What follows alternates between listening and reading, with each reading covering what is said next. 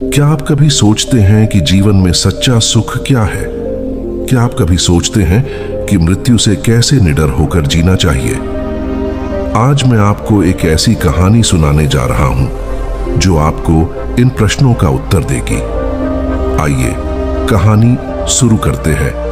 इससे पहले कि आप इस कहानी में खो जाइए, अभी इस चैनल को सब्सक्राइब कर लें। एक बार की बात है, एक नौजवान युवक बुद्ध के पास आता है और उनसे कहता है कि हे बुद्ध, क्या आप मेरे एक सवाल का जवाब देंगे? बुद्ध ने मुस्कुराते हुए कहा कि पूछो, क्या पूछना है?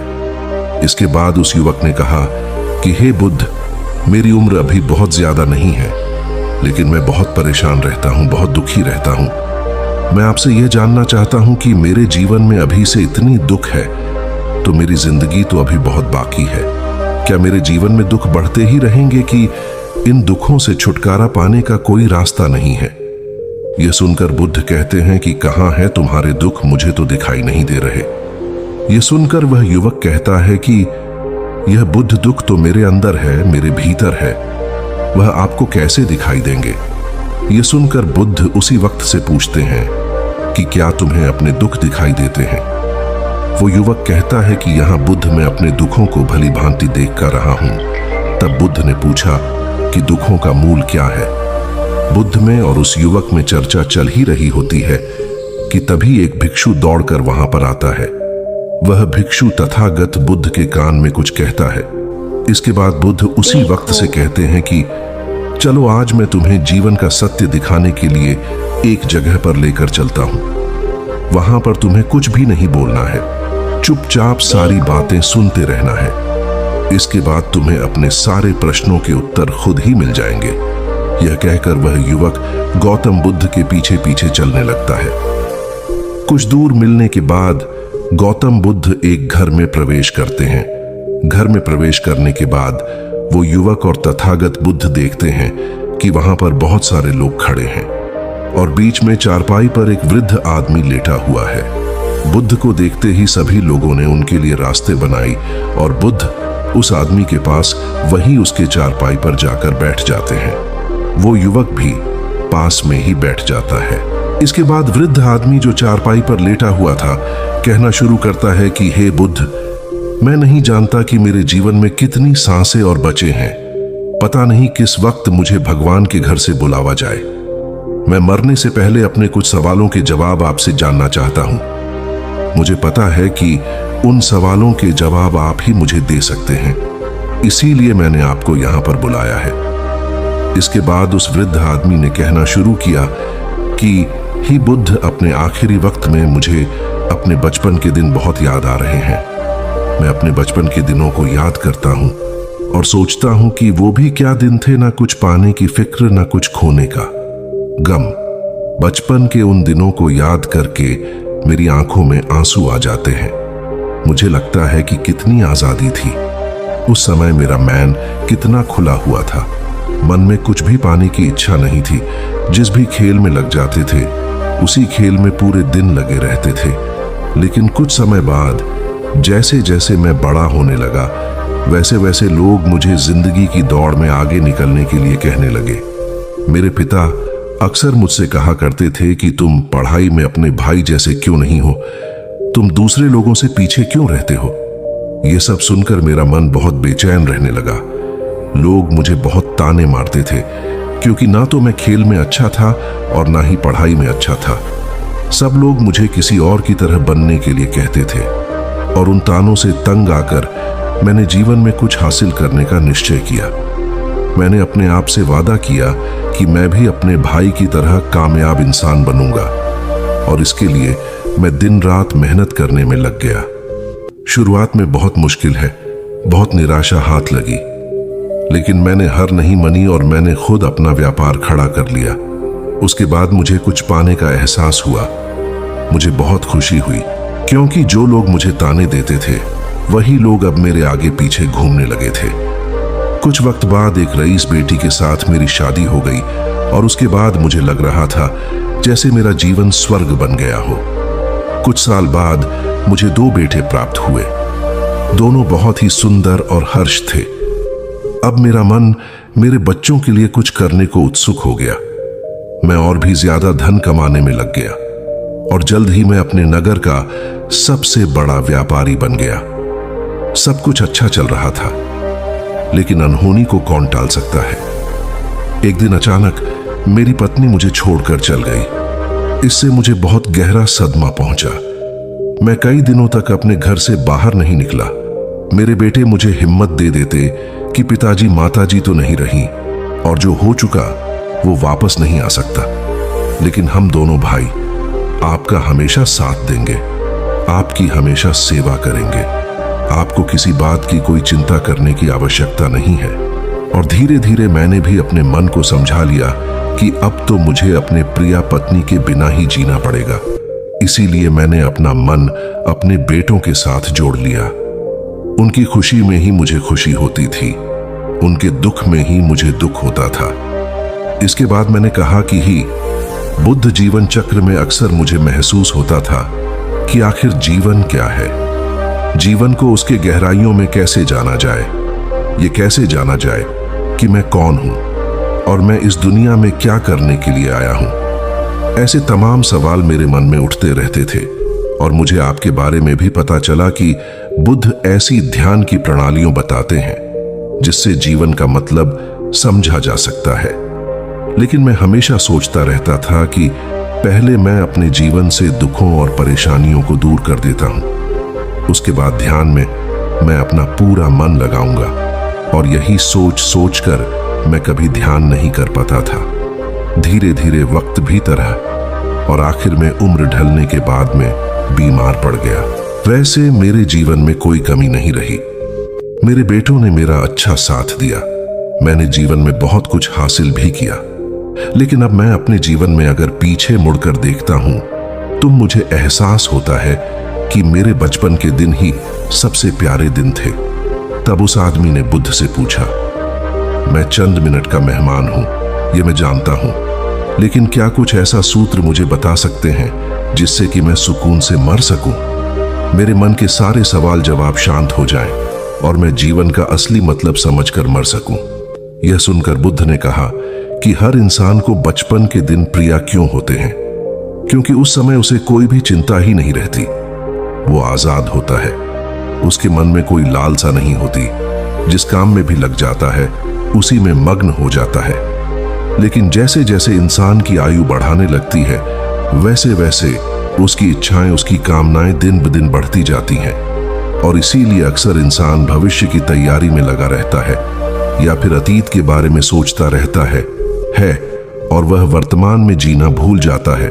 और वहीं अगर हम किसी छोटे बच्चे को देखें तो उसके लिए कोई भविष्य या कोई अतीत नहीं होता, उसके लिए बस वर्तमान होता है और इसीलिए वो वर्तमान में पूरा आनंदित होकर रहता है। तुमने अपना पूरा जीवन अपनी कामयाबियों, अपने बेटों, अपनी पत्नी और अपने भविष्य की योजनाओं में ही बिता दिया और तुम हमेशा यही सोचते रहे कि पहले मैं अपने जीवन को व्यवस्थित कर लेता हूं और उसके बाद सत्य की खोज करूंगा, उसके बाद ध्यान करूंगा।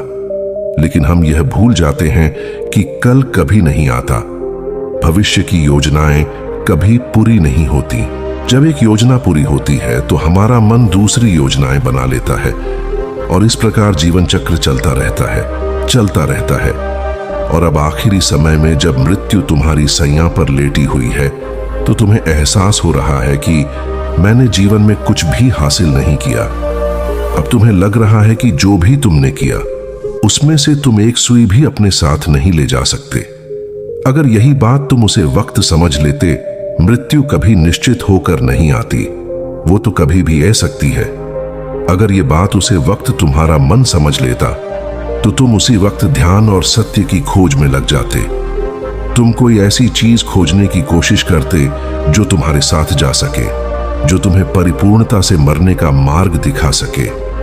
उसे वृद्ध आदमी ने हाथ जोड़कर बुद्ध से कहा कि बुद्ध, यह तो मैं जानता हूं कि मुझसे गलतियां हुई हैं। मैंने अपने जीवन को सार्थक रूप से जिया ही नहीं और इस बात का मुझे बहुत गहरे में एहसास हो चुका है। लेकिन मैं आपसे फिर से वही सूत्र जानना चाहता हूं कि क्या मैं अभी परिपूर्ण था के साथ नहीं मर सकता। क्या मुझे अभी सत्य की कोई झलक नहीं मिल सकती? यह सुनकर बुद्ध ने उसे आदमी का बहुत सहलाते हुए कहा कि अब तो एक ही सूत्र समझने लायक रह जाता है, और वो सूत्र ये है कि तुमने जीवन में जो कुछ भी पाया या जो कुछ भी खोया, वो सब यहीं पर छोड़कर चले जाओ। उसे अपने मन के साथ जोड़कर मत ले जाओ। अपने मन में यह भाव पैदा करो कि तुमने अपने जीवन से बहुत कुछ सीख लिया, और वास्तविकता में तुमने अपने जीवन में बहुत प्रगति की है, क्योंकि तुमने यह जान लिया है कि जीवन में कुछ भी सार्थक नहीं है, और यह जानना भी बहुत बड़ी उपलब्धि होती है। लोग जीवन भर जीते जीते मर जाते हैं, लेकिन उन्हें जीवन की निरर्थकता का कोई पता नहीं चलता।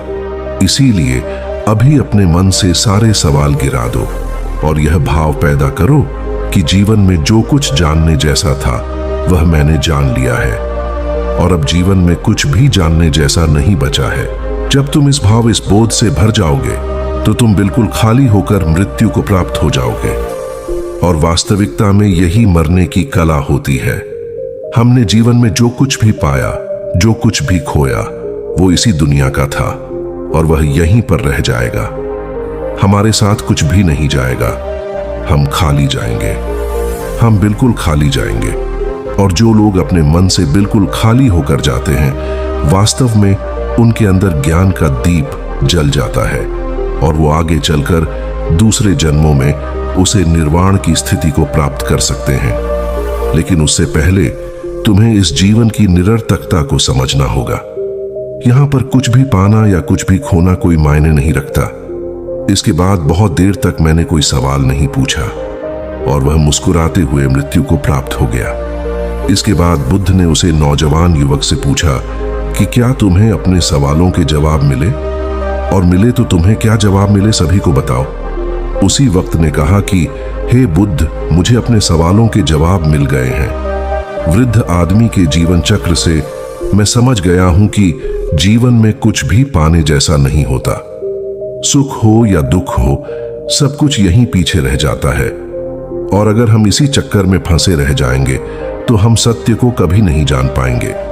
इसीलिए जीवन में सुख और दुख तो चलते ही रहेंगे, इसके साथ साथ चलते हुए ही हमें सत्य की खोज करने पड़ेगी। लेकिन बुद्ध, मेरे मन में अब भी एक सवाल बाकी है, जिसका जवाब जानना सबके लिए बहुत ज्यादा जरूरी है। मेरा सवाल है कि मैं ध्यान की यात्रा करने के लिए बहुत प्रेरित हुआ हूं, लेकिन मुझे कोई मार्ग नहीं पता। ध्यान कैसे किया जाता है कि ध्यान की सभी प्रक्रियाएं तुम्हें होश में लाने के लिए ही बनी है, तुम्हें वर्तमान में लाने के लिए बनी है। अगर तुम किसी भी काम को पूरी उपस्थित के साथ, पूरे एकाग्र भाव से अपने आप को पूरा इकट्ठा करके कर सकते हो, तो तुम ध्यान में ही होते हो। लेकिन हमारा ध्यान इधर उधर भटक रहता है। अपना कम करते करते वर्तमान में रहने के लिए मैं तुम्हें एक छोटी सी विधि बताता हूं, जिसके जरिए तुम अपना कम भी कर सकते हो और ध्यान को भी समझ सकते हो। जब भी तुम चलते फिरते हो, उठते बैठते हो, सिर्फ अपने सांसों पर ध्यान लगाना शुरू करो। सांस किस नाक से आ रही है, किस नाक से जा रही है, ना कि कौन से कोने से टकरा रही है। सिर्फ तुम उसके साक्षी भर हो जाओ, सिर्फ उसको देखते रहो। कुछ भी काम कर रहे हो, चल रहे हो, फिर खाना खा रहे हो, सिर्फ अपने सांस पर ध्यान लगाओ। और यह करते वक्त तुम्हें महसूस होगा कि तुम्हारा दिमाग, तुम्हारे विचार तुम्हें इधर उधर ले जाते हैं, लेकिन थोड़ी देर बाद तुम्हें फिर से होश आएगा कि तुम्हें अपनी सांसों पर ध्यान लगाना है, और तुम्हारा ध्यान फिर से सांस ऑटोमेटिक जाएगा। और धीरे धीरे जब तुम अपने विचारों को देखने लगोगे तो तुम पाओगे कि विचार विलीन होने लगे हैं। तुम्हारे अंदर बस एक खाली मैदान बचा हुआ है, सारे सवाल जवाब विलीन हो चुके हैं। इसके बाद बुद्ध ने कहा कि सांसें जो होती हैं वो वर्तमान में चलती है, ना ही वो भविष्य में चलती है, ना ही अतीत में चलती है। वो वर्तमान होता है, वही वर्तमान स्थिति होती है। और जब तुम अपनी सांसों से जुड़ जाते हो तो तुम वर्तमान में ध्यान लगाना सीख जाते हो, क्योंकि सांसें जिन पर तुम ध्यान लगा रहे हो वो वर्तमान में चल रही होती है। इसके बाद धीरे धीरे कदम दर कदम तुम्हें ध्यान का खुद ही एहसास होने लगेगा। फिर तुम जो भी काम करोगे उसमें तुम्हारा पूरा चित्त लगा होगा, तो शुरुआत वहीं से करो जहां पर तुम हो, यहीं से अभी से अपनी सांसों को पकड़ना शुरू कर दो।